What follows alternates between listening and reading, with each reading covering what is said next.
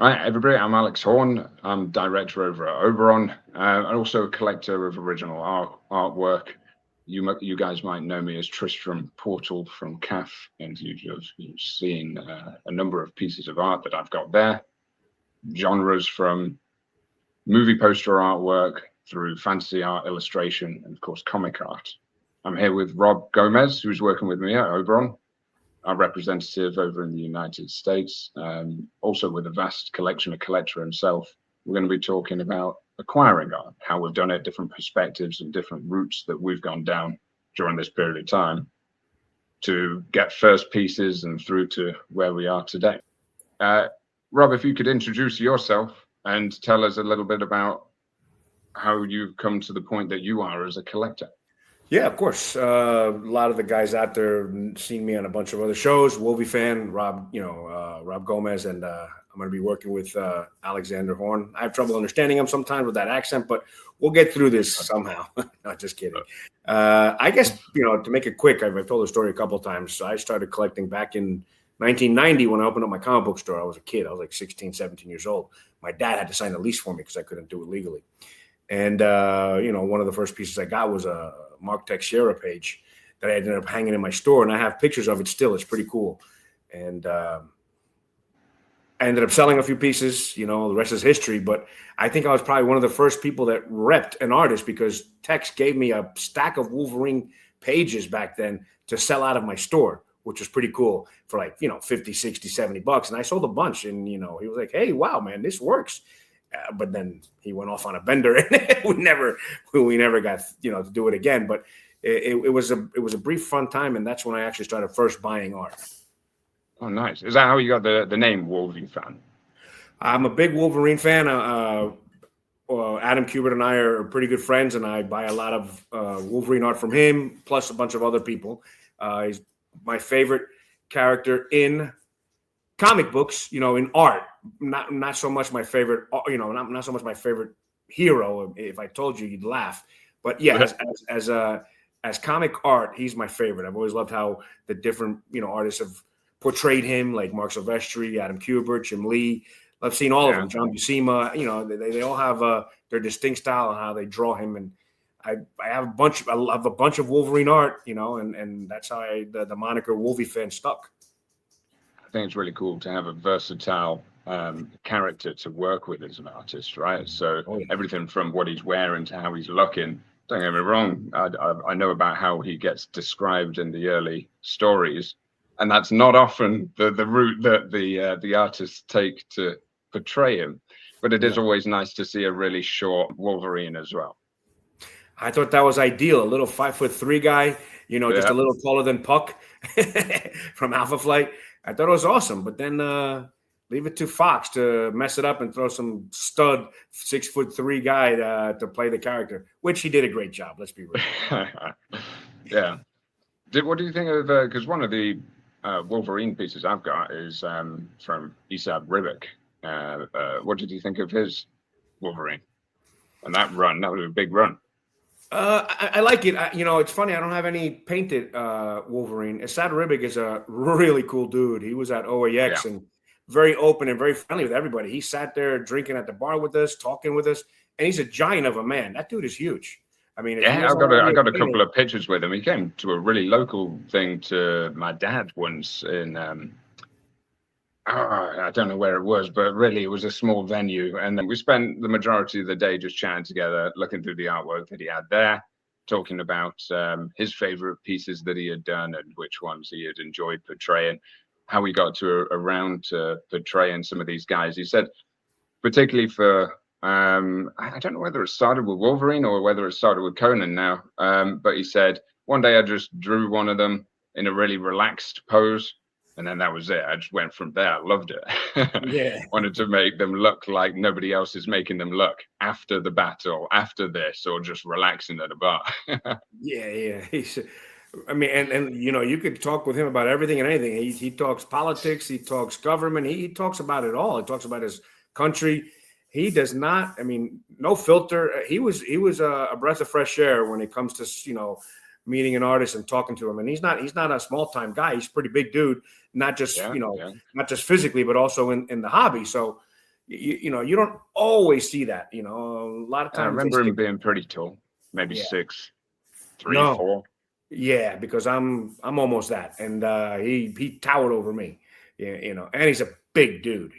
Yeah, If he yeah, doesn't want yeah. to paint, he can go be a bouncer anywhere.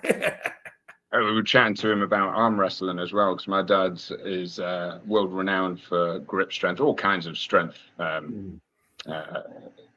strength and physical feats that he's done, physical culture, one of the biggest physical culture collectors ever, and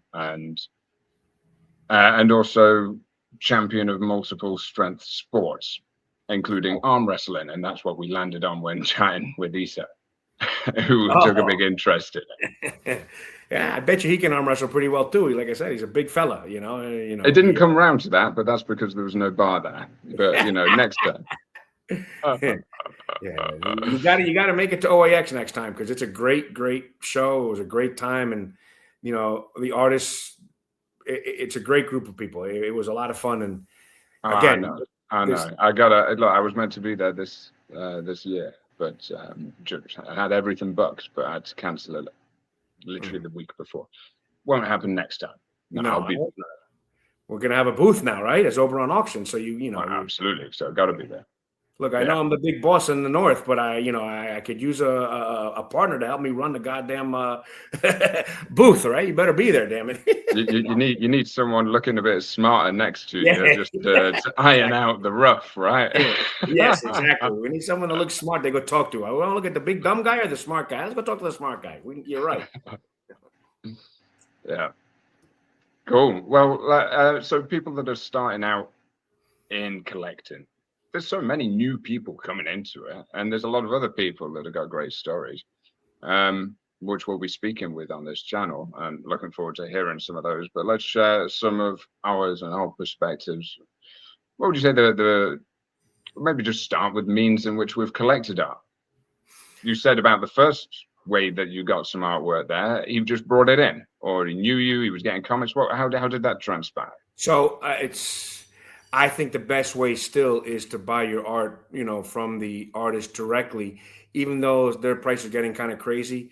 So when I bought my first page from Tex, it's funny because he was doing a show in Miami, him and Javier Saltares, promoting their Ghost Rider book. Back then, that was one of the hottest books, Ghost Rider. And they were at a local show, and I was doing the show. I had two tables, I forget what it was. And, they had art there, and it was cheap. And I was like, man, these are cool drawings. Me and Adam Kubert argue this all the time. I've never been a panel guy. I don't like panel pages. I want a big old boom splash. I want something that hits me in the face, because I'm going to, I've always thought about putting it up, hanging it. So I saw this great Ghost Rider splash, and I said, how much? I think he said $60-$70. Like, wow, that's cheap for an original piece of art. That's better than buying a book. Back then, that was my opinion. It probably still is more fact now than ever. And that's it. That's how I bought it. We ended up being very friendly. We were young, me, him, and Javier Saltares, and we ended up going out, and the rest is history. We were very good friends. We hung out often. I was Javier Saltares' best man. I've said that 100 times at his wedding. And that's what got me introduced into buying original art. Them at that little show selling pages.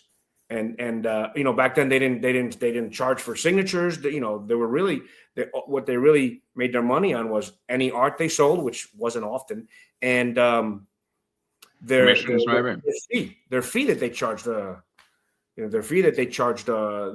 comic promoter. Yeah, that makes a lot of sense. For sure. And a great way to come into it. I'm not sure if I completely agree with you on acquiring by the artist being the primary route people should go down. The reason being is it's great when it's great. But sometimes it's just complicated and muddies what could be great communication and relationship.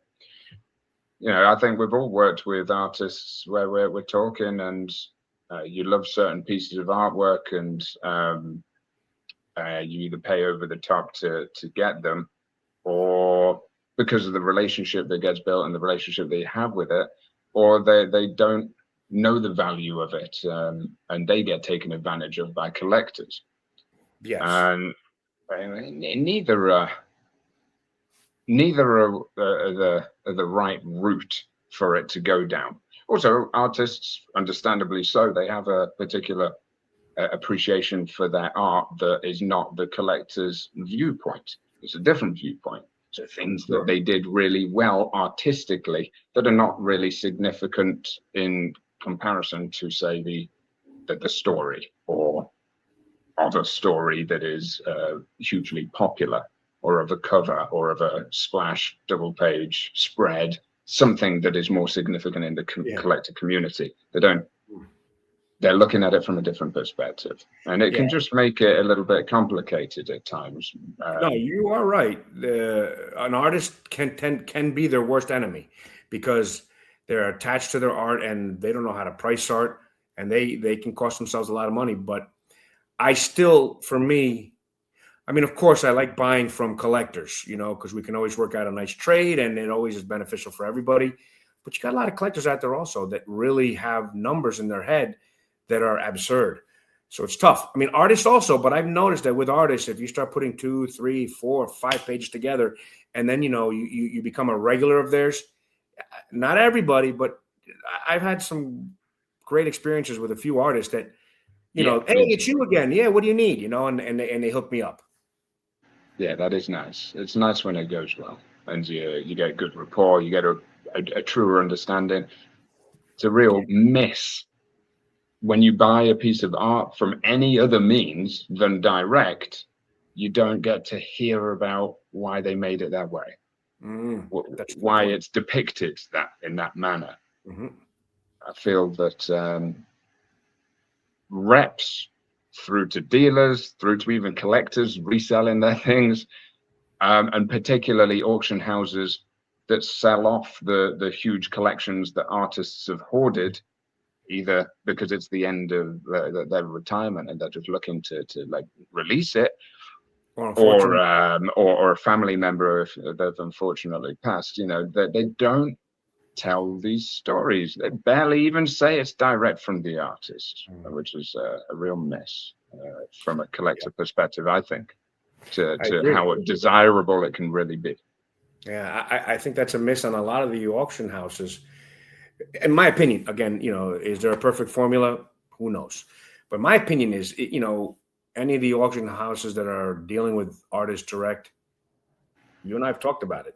I think it's important to let the potential winner of the auction that it's coming directly from the actual artist, because look, maybe not as much as we used to, but there was a time that we really were like, whoa, look at the piece I got. Maybe not so much now, because, we're older and now it costs us much more. But there was a time, I remember the first Bisley I ever bought, I was so excited. I felt like a kid in a candy store, So knowing you're getting it from an artist and knowing there's a story behind it, I think is only a positive experience for the winner of the auction. I don't know why auction houses don't do that. You think I'm crazy? I like it more like that. I'd like to know that if it's coming directly from them, even for the sake of authenticity and provenance. That's nice to know. Yeah. But also, I'd love a description. I'd love the artists to tell you about it as you've bidden. That would be cool. Before you bidden, or as you bidden, but that won't happen. But before, something to just describe what it is that they're selling in their own words, because who else hears it? Very, very few people. Certainly not the whole collector base. And how exciting is that afterwards? So you've purchased it through an auction, and then you're there, you show the collector community, but everybody else is seeing and hearing the story, or you're relaying this story because you know it. It adds more to that impact, to that interest that we all have. That's why we buy a lot of things. It is to share with the community, with the people that also care. Yeah, I agree. I think that's a point that we're missing a lot these days. I don't know how long you've been collecting. I know it's been a long time because we've talked. But when we first started, I think it was more. It was a smaller community, and I want to say tighter knit, but I can tell you horror stories on some. Professionally, I'll say inauspicious people that were taking advantage because we didn't have the internet to look at things. There were a lot of bad guys, and there still is, but at least you can do a little bit of follow-up to try and find a price. It was much more, I enjoyed more collecting then, not because of the pricing, because it's all relevant. A 16-year-old kid, 17-year-old kid, when I bought my first Jim Lee page, it cost me $400. That was a lot of damn money, Yeah. So it's all relevant, on how a piece costs. Of course, that's much more now, but it was still, costly. But it was smaller. Now we have a lot of investors. I get, how many times, Alex, I get people asking me, what do you think this is worth? Do you think it's worth paying this? Am I paying too much? You think it'll make money in the future? And I always tell people, and this is what I live by, and it may not always work for me because I've lost my ass on art, but I always tell people, buy what you like. Do not treat it as a stock. Buy what you like, and when you decide to sell it, you enjoyed it for the years you had it for, and then you move on. And I am a big advocate of that. Even on auction houses, when I spent too much and I got the piece I wanted, I was very excited because I got what I wanted. Yeah. You never look back on that negatively, right? I don't remember personally one time I've overpaid but liked the piece, and I look back and think that was a silly idea. I don't know. Yes and no. Never in an auction house, only because we know who we're bidding. We know what we're bidding, not who we're bidding against, but we know we're bidding, and we know we're going against someone. And I paid one increment more than you. Like we were talking about is it okay if I bring up the Conan piece? Yeah, you can talk about it. Yeah. You beat me by one increment because my internet went out, and I told you how much I was going to go for. I was going to go up to. So knowing that you had one person that you beat by one increment, that means someone else thought it has that value. So I don't know if I believe, yes, you can overpay on an auction house, but there was one other guy who thought the same. Yeah. So I've never had a bad taste in my mouth when I've overpaid in an auction, but I definitely have had a few times when I've dealt with someone and, there's a guy that charges more because they think it's worth more, but then there's that guy that charges more because they know they can take advantage of you. And that's happened to me a couple of times, which I still have a piece of art. I haven't shown it to anybody, hanging on my wall from 1993 that I way overpaid for. And I look at it every day and I go, yep. I won't say my colorful terms that I normally say in other shows, but I'll say, let's just say it involved grabbing my ankles. So I think it's worse, unfortunately, when you deal now regretting when you overpay. I think it's worse when you deal with a dealer or a collector as opposed to an auction house, because you had one more guy that bid with you. You see what I'm saying? Yeah. There was always that other person that was going to pay similar to yourself. Correct. It's very challenging to overpay only if you both get really carried away, or multiple people getting carried away. Generally speaking, you just pay, even if it seems higher, you just paid the actual value at the market going rate.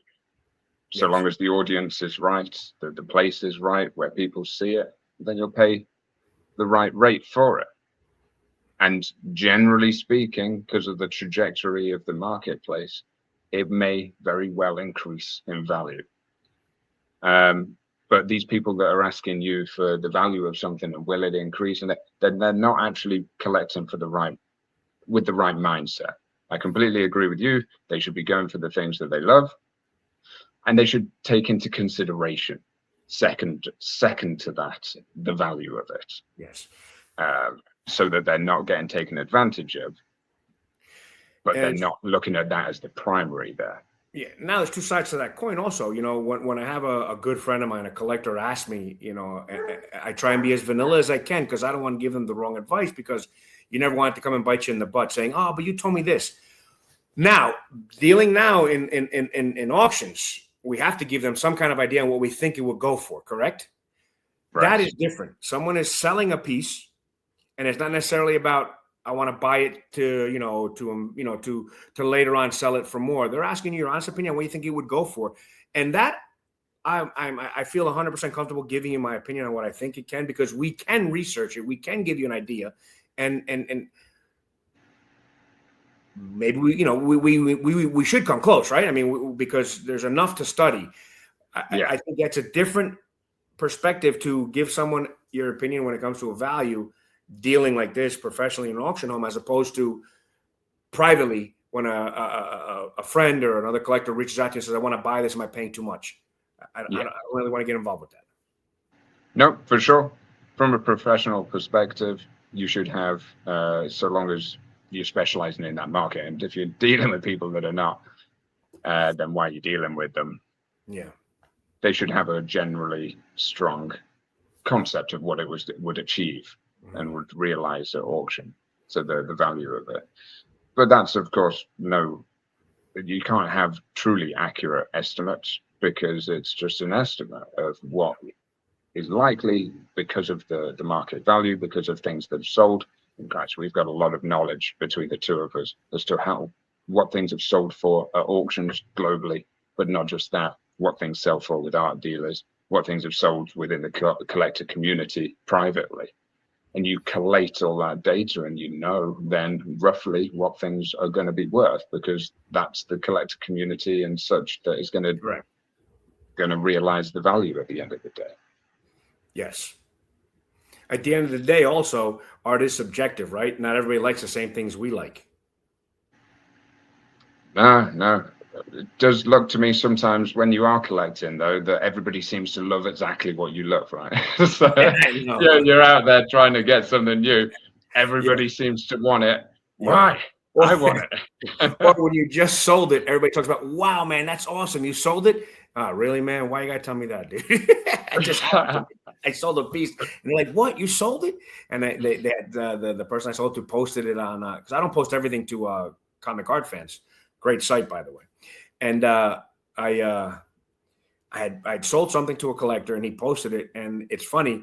Every once in a while, I go back to just see what people say about it. And people, again, it's all probably, not fabricated, but it's blowing smoke up person. They're inflating their egos. Hey, you know what? Leave me a good comment next time, so I want to give you a great comment. But you read about it and you go, what do you mean you think that's the best one ever? I had it. You never said that to me, jerk off. Yeah.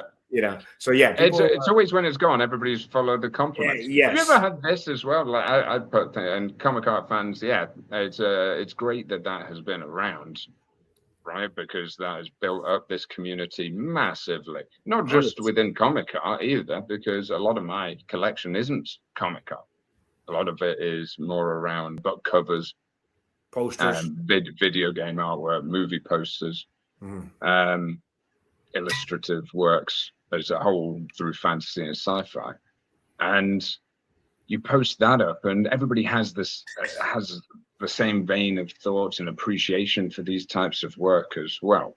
So it's a great site for the whole community of original art.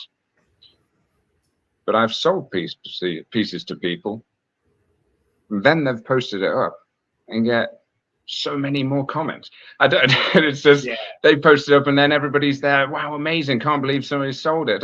Yeah, I had it there. Yeah, why does everybody care that you have it now? But it's fine, and you want that as well, and that's great. But we've talked often about how our hobby has grown, correct? And it has. No one can deny that, both in value and in collectors. And Bill has been around for 25 years, I think, maybe 23 years. And I know a lot of people are saying, oh, but a lot of people who used to collect comic books are now collecting comic art, which I agree 100%, because it's a better purchase. It's a one of one. But I really believe exposing people to that hobby, I mean, it has to be attributed to Bill, no? Yeah. I mean, you shared when you got your first piece of art there. My first piece of art purchase was through an auction house, but I can't remember which one it was. What year? Talking a long time ago. I mean, it took me a long time to get enough money. I had a real interest in all of this, and books and comics, video games, movies, posters, and just a love of as well the artwork of it, but really no consideration at all to the original artwork. until I had enough money, and my brother was saying to me, "Oh, I'm going to get this." It was actually a Bisley Slane double page splash from the Horned Guard. You have Yeah, it on what a great one to just fall into as first purchases, right? And then he's like, "I'm going to get this," and I thought it was crazy prices at the time that we were talking about, but that's a really tremendous piece of art. And incredible as well when we got it, that you just start to realize things that you didn't know before when it comes. And I'm expecting it to be maybe not the size of these, but at least bigger than it was published, and it comes smaller. Yeah. Such detail, such beauty in it, and it came smaller. I thought, wow. Yeah, it's I gotta get more because this is blowing my mind. Yeah, and your hobby's a little bit more expensive than mine because you like the paintings, and at least in the beginning, paintings have always been, maybe not so much now because there's a lot of expensive comic art, but back in the day, I remember I loved D&D art back in the 90, 91, 92. When you looked at a painting, because I used to go to Dragon Con, great show by the way, and to go to that show, and yeah. To go to that show back in 95 or 94 and see art from Michael Whalen, Jeff Easley, all these artists that painted, amazing, and to see the prices compared to what comic art pages were, it blew my mind. I was like, wow, this is that more expensive. So, that's what you started with, right? Painted art. So I got to imagine your entry level was much more than my entry level. Well, it is painted art, but it's still comic art. So then an awful lot of the artwork that I was getting was Conan related, just the affiliation that me and my family have towards physical culture from a young age. My dad training us in various strength sports, having a lot of strong men that would compete in World's Strongest Man, etc., coming to the house, compete in other different strength sports. You get affiliated with that, and we're watching Conan from a young age as a family, and all the stories, the books, the comics. With that appreciation, we started getting an awful lot of Savage Sword of Conan, and Conan the Barbarian. So getting Barry Windsor Smith, John Buscema. I preferred John Buscema when it was actually inked by Alfredo Alcala. Yeah, what a great Filipino, great inker. Yeah, that when does that combination? I don't know. It's just incredible. What about Earl Norham when he was doing the Savage Sword of Conan covers, the paintings? I mean, they're the best. They're just the best. Yeah, they are. I mean, I think he did more covers than anybody else for Savage Sword of Conan. I would believe it. So somewhere in the region of 40 or something. I've spoken with my dad about this, and it's unbelievable that there's not a book of his around. There's books of everybody, and it's crazy because you could do a book solely on the process that was taken just for Savage Sword of Conan, let alone everything that he did across the board, from the work he did on dinosaur stuff that I've seen around, and He-Man. There's a He-Man piece, Heritage at the moment, that's pretty cool. Yeah, I've always liked his Conan work. I was, maybe 10 years ago, I had reached out to Mike Berkey. He had a gorgeous Savage Sword of Conan cover. It's my favorite of all time, where he's on the chariot and he's got two beautiful women next to him, and they're wearing plate mail armor. And I was like, holy crap, I've wanted that forever. And I reached out to him and said, I'll take it. And back then, I don't think you had PayPal. This was maybe 10, 15 years ago. Or maybe you did. And I don't know, maybe I didn't have an account. And he said, send me a check. And I said, okay, I'm going to send you a deposit check and I'm going to pay it off. My check got lost in the mail. And and like after a month went by, I reached out to him and said, I'm going to send you another payment. And he goes, hey, man, I never got your first payment. I sold it. I go, what? Oh, You miss your favorite piece, man. Oh, that's tough. I mean, in that genre, it's not my favorite piece ever, but in the Savage Sword, that was my favorite piece by Earl Norham. Great painting. Nice. You have any Earl Norham? Yeah, I've got one finished cover, which is I don't know the number now. Coming to think of it, I think it's one. I can't remember. Anyway, but it's got Conan at the top of an Aztec pyramid, fighting off Aztecs, splitting the shield of one, and splitting his belly open at the same time with a lady behind him. protecting her. Lovely colors, blues coming out, as well as he's holding a torch. So the light of that, it really, in fact, reflects the artistic prowess of Oberon. It's really great. I've come to really know his process well as well, because I have a lot of his prelim work, and he would come to put together very detailed color prelims, 3 of them in many instances for each cover, and then have somebody pick which one that they preferred, then do it in large pencil, and then from the large pencil go to paint it. Yeah.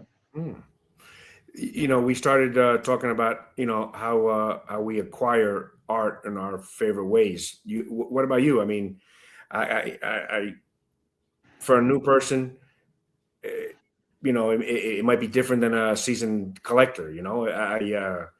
Auctions are always the one that are the most. It is what it is. This is your price. You had someone else bid you. So is that your best way of going, or do you still? It's very safe. Yes. It can be expensive sometimes. This is an issue of the market, right? Collectors are passionate. Collectors love what we do. We love the people. We love what we collect. We love the artwork, the stories, and so much behind it. And there's a lot of nostalgia behind a lot of things that people collect as well. And I'm not just even talking about original art. I'm talking about everything and anything that people collect. And as a result, I feel like these communities are easy targets to be taken advantage of. And so you have people, in best case, realizing that and overcharging for at least original artwork. And in worst case, selling forgeries to people that are unsuspected, new to it. And that's the worst. They're the real scumbags to look out for. And as a result, I think anybody getting into it, start with safe bets. Things you love, and pay what is going to be right because it's through auction. Yeah. That's just the way to do it. Then you can see an awful lot of things. And if you get hold of the auction house, they'll undoubtedly, if they've got the right, if it's the right kind of auction house, they'll give you a lot of information. They'll give you guidance. They'll talk you through it.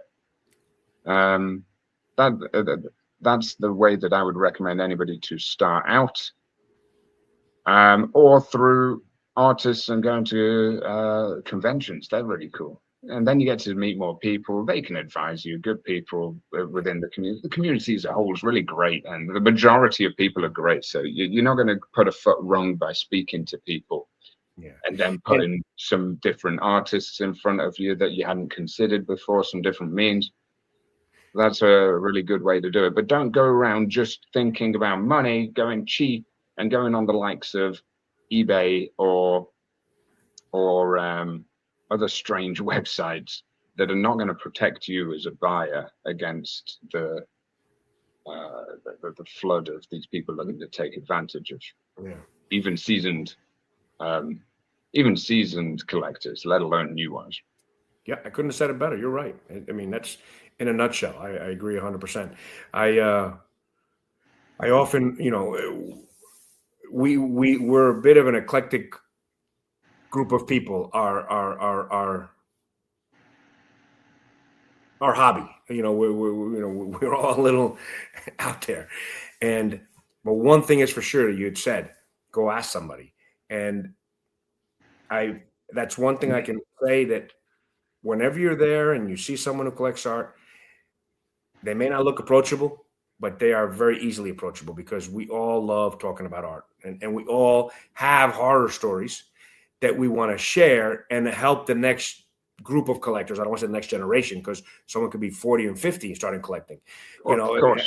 It's all about getting money as well. I mean, I would have collected from when I was born if I had money, but it's getting the funds behind you to bring your passion to life and really. I wouldn't have been buying all those dang text pages. I would have been buying McFarlane covers.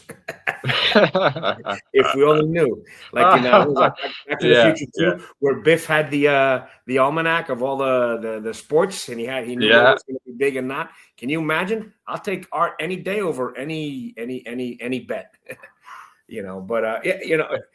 That's why, instead of kicking yourself in the head, friggin' buy what you like. To wrap up, I think what we can do is talk a little bit about Oberon auctions.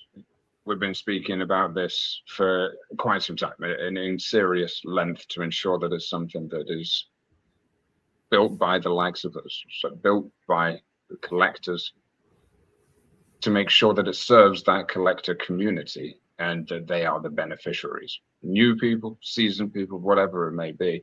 And when it comes to this particular topic of acquiring artwork, how do you think Oberon could position itself to best benefit? The experience of bidding on pieces, how can that be improved? Or the logistics of getting it to you afterwards? We've got a number of different routes in which we can support people with flexibility. I also think, given my background in the other business that I have, which is Flowtech Solutions, it's an executive search firm. We find people for businesses, particularly difficult to fill positions, difficult to find skill sets. That's what we go out and find for these businesses. How many times have you been tirelessly looking to find a next piece, something that you're really interested in, and going to so many different lengths to do it? I think an auction house that wants to hear about your desires, your grail piece, your this, and then actively supports in finding it would be great. Yes. I think also a couple of things we've talked about that we both agree on is, you know, with you know, I read recently in a chat, you know, there's an abundance of auction houses. So what are we going to do to separate ourselves?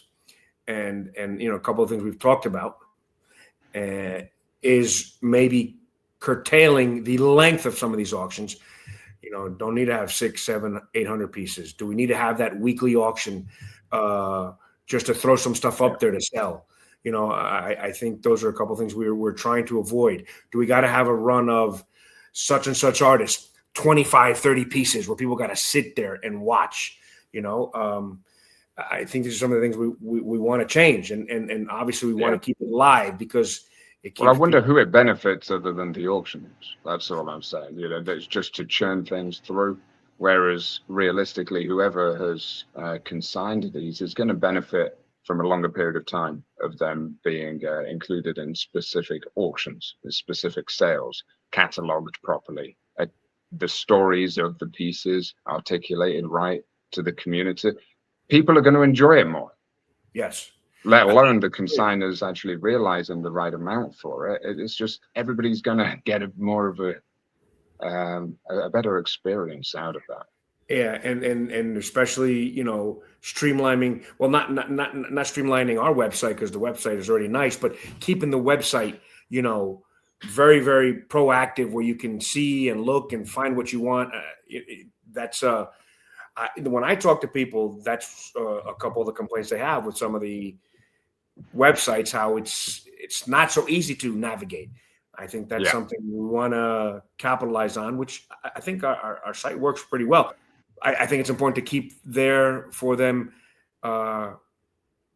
previous auctions so people can get an idea of what some of these numbers are, maybe even get some of the other numbers out there and offer it through our website. I don't know if that's something we can do. You know, we've talked about that also.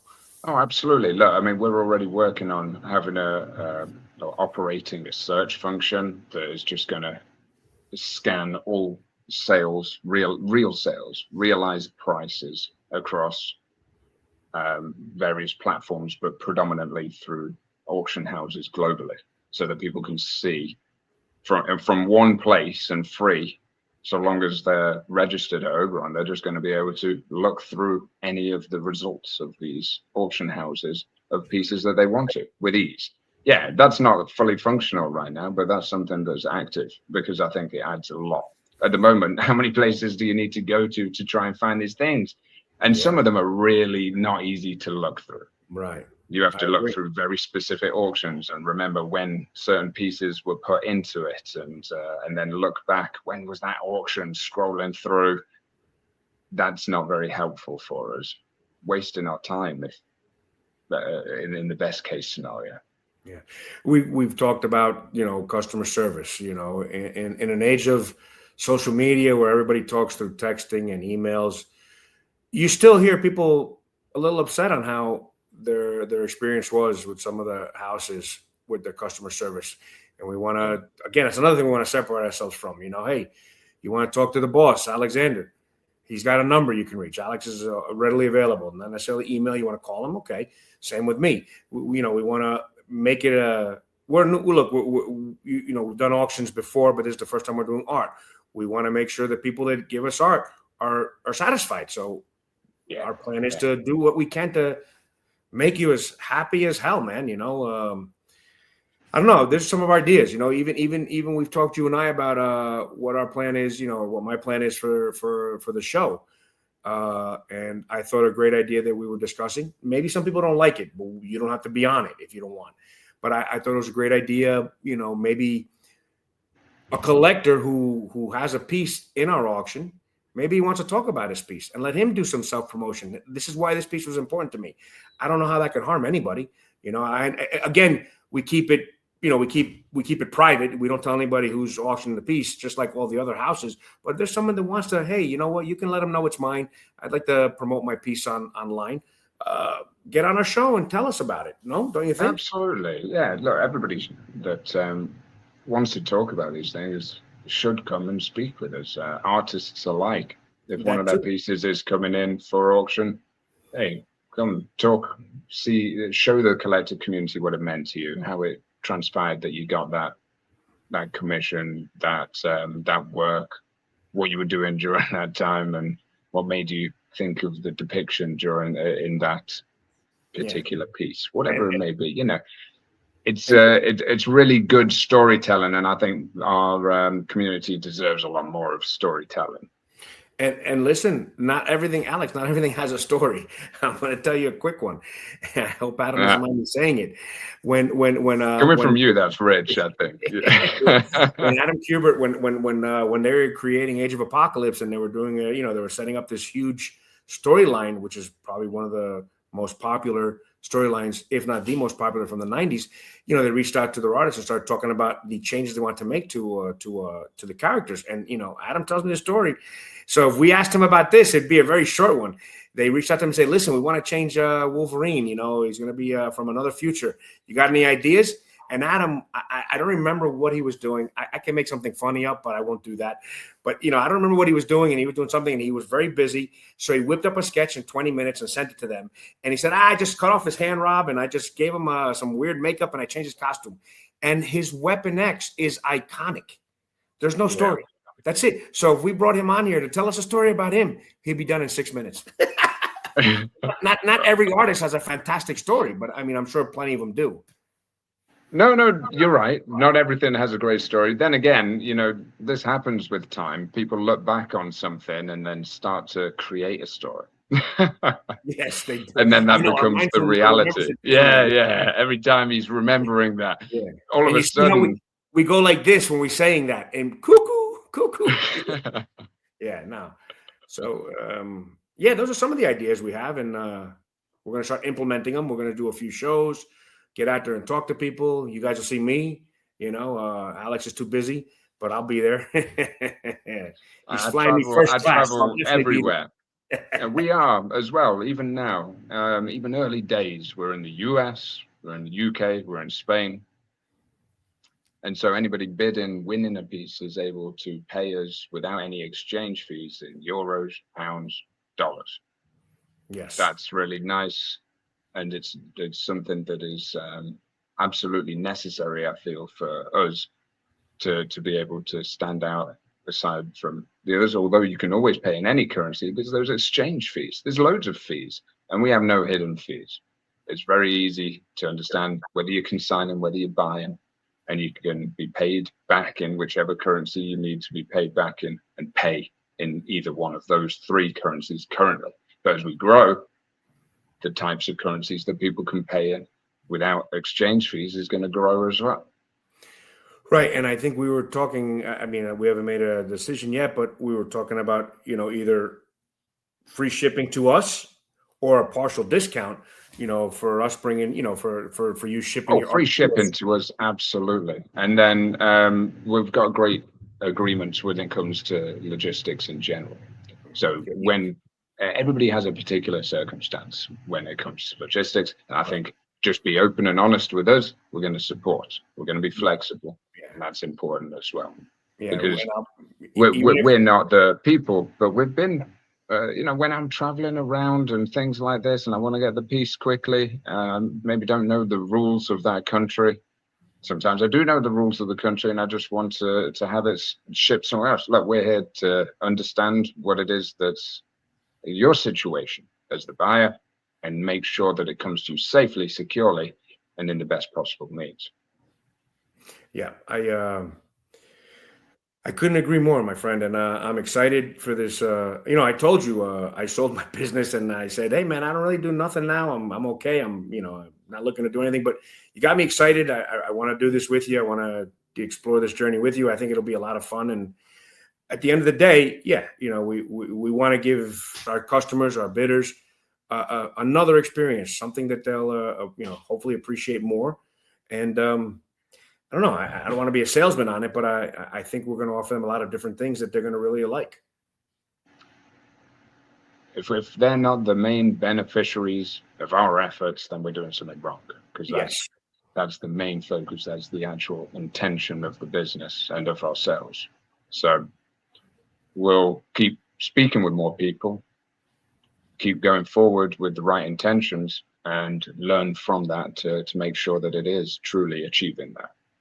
Yeah. Another thing that you were mentioning the other day that I think is a great idea is having,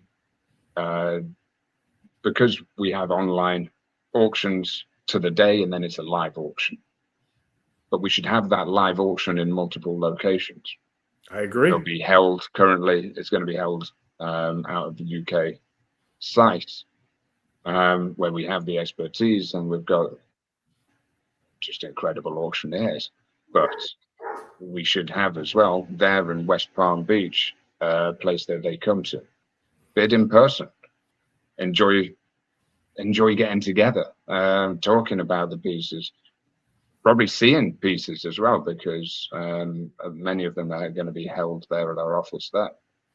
So seeing pieces, getting together, having a drink, eating, and bidding in person. So these are what's that song? These are a few of my favorite things. Yeah.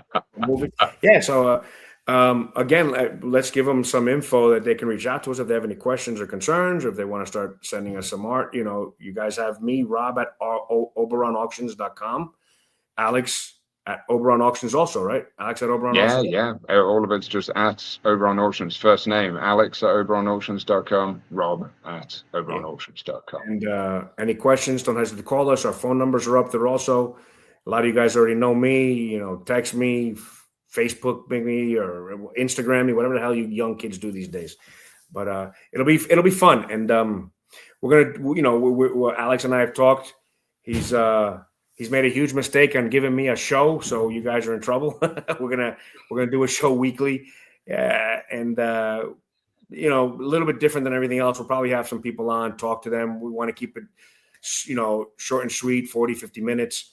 Talk with some collectors on some of their pieces, talk to some artists, do some things with people overseas that speak different languages that I can speak.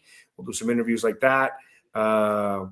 We auction toys and movie memorabilia. We'll put some of that on our show, and maybe every once in a while we'll just have a fun show with a bunch of collectors just talking about auctions that have just passed and anything else you guys can think of. That's great.